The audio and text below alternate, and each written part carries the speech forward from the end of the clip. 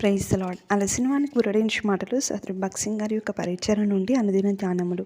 July 23వ తారీఖు. నాకు శరీరంలో ఒక ముళ్ళు నన్ను నలగొట్టుటకు సాతాను యొక్క దూతగా ఉంచబడాను. 2 కొరింథీ 12:7. ప్రతి ఒక్కరి జీవితంలో మానవ గ్రహింపునకు మించిన ఏదో ఒక బాధకరమైన ముళ్ళుండును.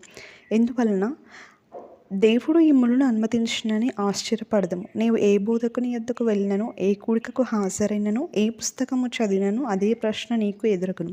ప్రభువు ఎందుకు ఈ ముళ్ళను నా జీవితంలో అనుమతించెను? ఏ ముళ్ళనైనా నేను పట్టించుకొనను, కానీ ఈ ప్రత్యేకమైన ముళ్ళు నన్ను బాధకరమైనది, నేను దీన్ని భరించలేను. ఆ స్నేహితుని ద్వారా ఈ ముళ్ళు నాకు ఎందుకు వచ్చినది? ఒక స్నేహితుడు నా జీవితంలో ముళ్ళుగా మారిన నేను ఎన్నడూ తలంచలేదు అని అనుకుందాము.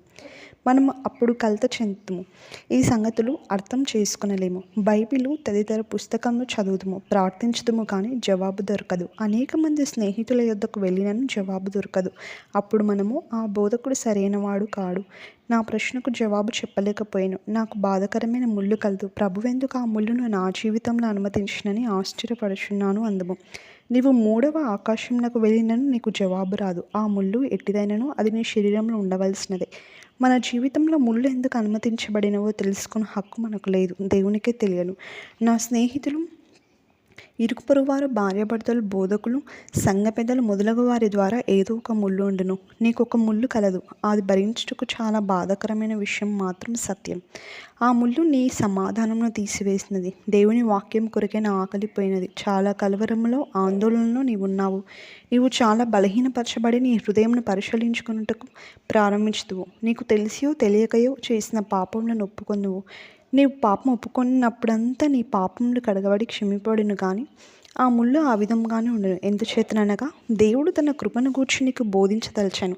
మనము ఏ విధముగా కూడా నేర్చుకునలేనిది ఆయన సర్వభౌమ విధానములో మన జీవితంలో అనుమతించిన ముళ్ళు ద్వారా నేర్చుకుందాము. మన సృష్టికర్తగా దేవునికి మౌనంగా నుండి హక్కు కలదు.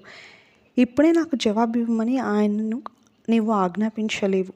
మన జీవితంలోని అనేక విషయములలో ఆయన మౌనంగా ఉండును. మన ప్రశ్నలన్నిటికీ ఆయన జవాబు ఇవ్వడు. నీవు చనిపోవు వరకు ఈ ప్రశ్నలలో కొన్నింటికి జవాబు పొందకయే ఉందువు. నీవు ఆయనను ముఖాముఖిగా చూచినప్పుడు ప్రభువు నీకు జవాబిచ్చును. దేవుడు నా కృప నీకు బోధించడం అది నా మార్గము, అది సమృద్ధి అయిన కృప అని చెప్పును. కృప ద్వారానే మన రక్షణ గురించి సంతోషము, ఆధిక్యత కలిగి ఉంటుంది. నాకు కృప గురించి అంత తెలియనని నీవు అనుకునవచ్చును, కానీ దేవుడు నీకు కృప గురించి అత్యధికంగా బోధించకూర్చున్నాడు. 1 పేతురు 5వ అధ్యాయం 10వ వచనం చూడుము. తన నిత్య మహిమకు క్రీస్తునందు మిమ్మల్ని పిలిచిన సర్వకృపానిధి దేవుడు కొంచెం కాలం మీరు శ్రమపడిన పిమ్మట తానే మిమ్మల్ని పూర్ణులుగా చేసి స్థిరపరిచి బలపరచును. ఇక్కడ పేతురు ఆయనను సర్వాధికారమునకు దేవుడు అది చెప్పుచున్నాడు.